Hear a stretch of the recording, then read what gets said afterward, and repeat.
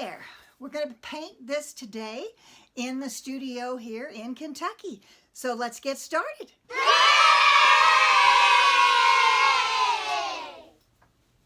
Okay, this is watercolor paper and it's taped on a board. It's 140-pound watercolor paper and I tape it all the way around. Okay, I'm just going to soft line charcoal, just going to draw a circle.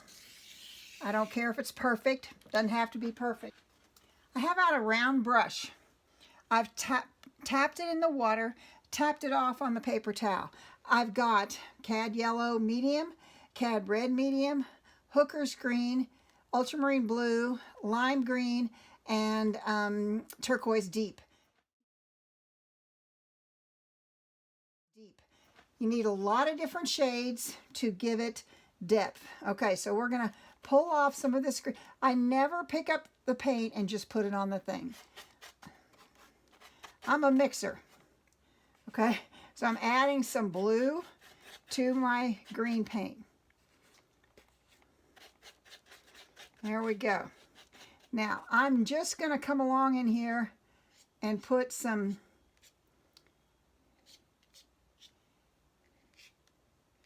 and they're going to go in different directions.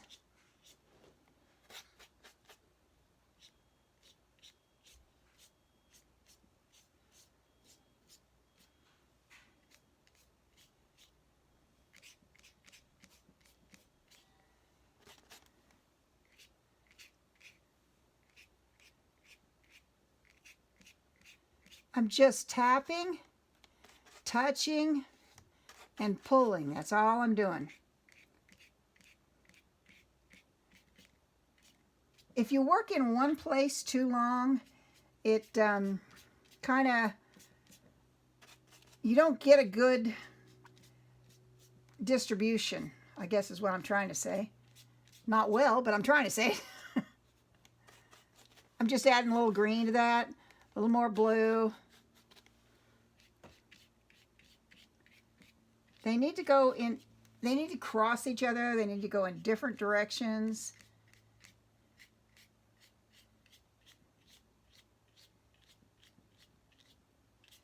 It gives it a more full look. If you go the same direction all the way around, then it starts to look pretty flat. And I find if I worked in one and came all the way around, I would have a very flat and dull looking painting. Okay, so now we've got this here. I'm going to add some of the lime green off here on the edge. I'm going to throw in a little bit of white. There, now I can just come in here with a second pass.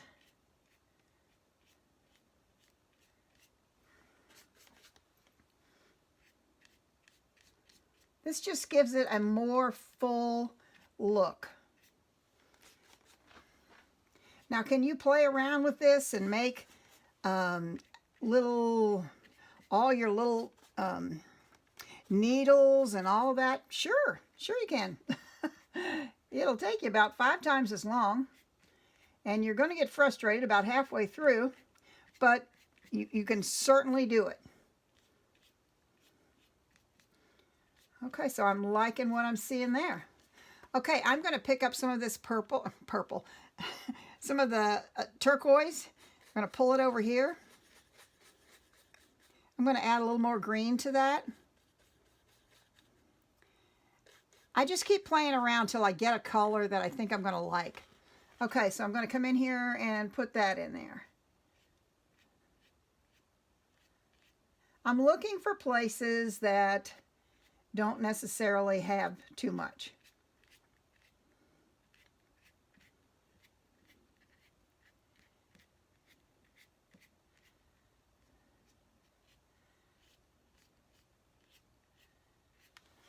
Now I'm going to come back over here with this blue.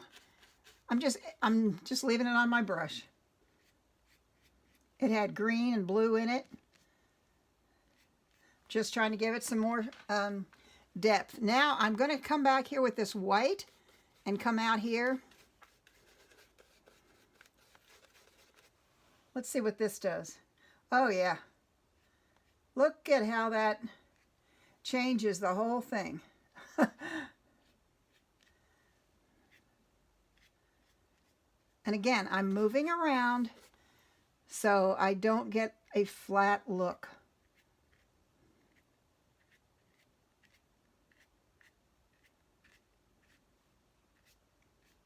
Oh, I love what happened there with that. I really do. I'm going to add some more white out here on the edge. I didn't clean out my brush, so I've got a lot of that other paint in there. So I'm going to go with another value.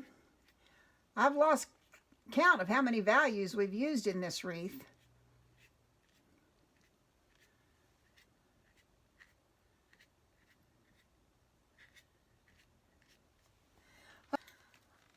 Okay, we have a really nice full wreath here. Now what we can do is we can add some like little balls to it. I'm going to take the end of this brush. I'm going to dip it down in there in the yellow.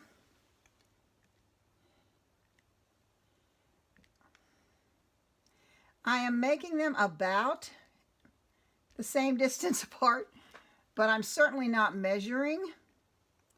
And that's just one pass through, okay? So now I can come back. I can actually pull some of this white off over here, add some yellow to that, and go with a little lighter shade. Okay, so here we've got a little pile of paint. So we're gonna come out here on the edge. We're gonna go over there. We're just kind of moving around. There we go. There's a little hole right there. Okay. Cleaning off the edge of that brush. I'm picking up the red, putting it over here. Now I'm going to come in here with do the same thing. This would be one of the few times when I would use paint right out of the tube. It's just not in my nature, but it works for this. I'm not trying to go red, yellow, red, yellow, red, yellow. I'm just kind of skipping around, okay? And as I look around, I'm just looking for places that maybe there's an empty space. Okay. Okay, I have a nice synthetic flat brush. It's not actually synthetic. It is a rosemary brush, and it is a sable, I believe. Okay, so I'm going to pick up this red. I'm going to put it over here, and I'm going to add some white to it. Now, you know that's going to make it pink. And I don't want pink. I want red. So I'm going to add more red to it. But the white makes it opaque. Okay, so now I got a good red there. Now I'm going to come in here. I'm on the point edge, or I'm on the side edge of the brush there. I'm going to make a big bow. Gets flat there, and then it comes this way, and it comes back around here. Same thing over here. I'm on this edge. I'm going to come out over here where it gets thin, and then bring it back around right there. Okay, I'm just adding more red.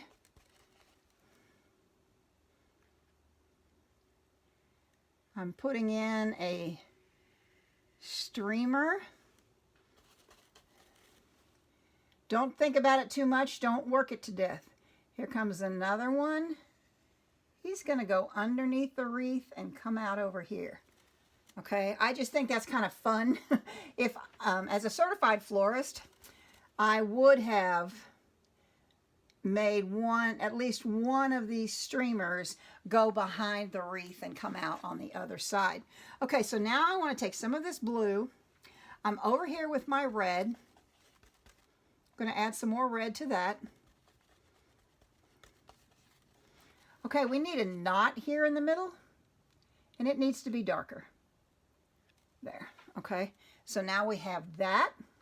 Now we can also come like this is the inside of this bow, and you can come back in here like this, and then this is the inside of the bow. start up here and come down.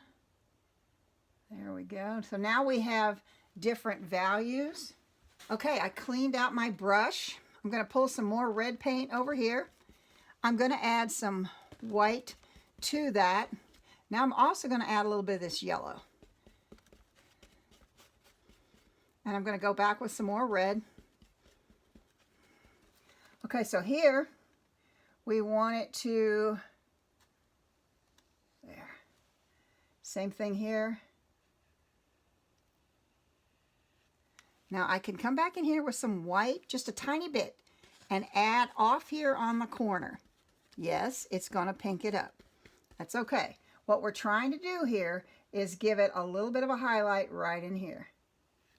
And right here. There. So now we have varying values in our wreath and in our ribbon. Okay, so the action steps that you take in learning to do this is to not use the same color all over. We had 3-4 values in the wreath itself. So you want to start maybe with your darkest color, come forward with your lighter colors. And we didn't start here and go all the way around. I just kind of hopped all over the place. So that's the action steps. When you put in the bulbs, the decorations on the wreath itself, I just used the end of a brush. I just picked up basic pieces of paint. And on the ribbon, I added one stream out here in front of the wreath, and then one went behind the wreath. Just gave it a little more action, a little more interest, okay? And you could do this on a watercolor note card. You could do it on a 5x7. You could do it smaller. You certainly could do it larger. You could do it on a piece of wood. You could do it on an oval canvas or round canvas. You could do this in so many ways and use this simple project in a number of ways for your decorations. You could also start with a different color of background. I put the white just because of the difference that it makes to each other. Against the red and the white and the green and the white, how that makes it pop. Okay, so I hope you enjoyed this, and if you did, give me a thumbs up. Hop on over on my website, www.paintingwithacrylics101.com, and there is a free blog. There's a free painting class for daisies. Check out all the classes that I have available. I have some single subject classes, and the Beginners Painting Club, it only opens a few times a year. You can go to that and get on the wait list. And I'm also going to be opening up later this year a fully, completely revamped, redone, and energized, and added a lot to it, to Painting with Acrylics Academy. And so that's a full-blown art course that takes you from A to Z and everywhere in between. So thank you so much for being here. Have a great day. Let's paint together again real soon.